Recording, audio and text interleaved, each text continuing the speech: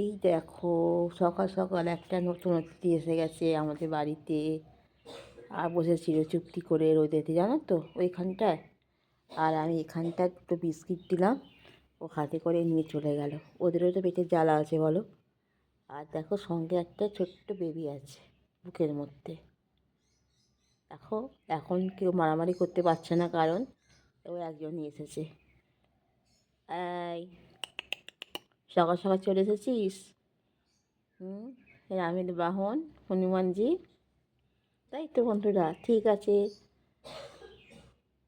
আর এটাই হলো সুপ্রভাতের সারপ্রাইজ। ঠিক আছে বন্ধুরা, আবার সবাই চলে এসেছে। দেখো, এই দেখো গাছ। এবার সারা সকালটা এখানে তোলপাড় করবে, বুঝেছো, যাবে না। ঠিক আছে।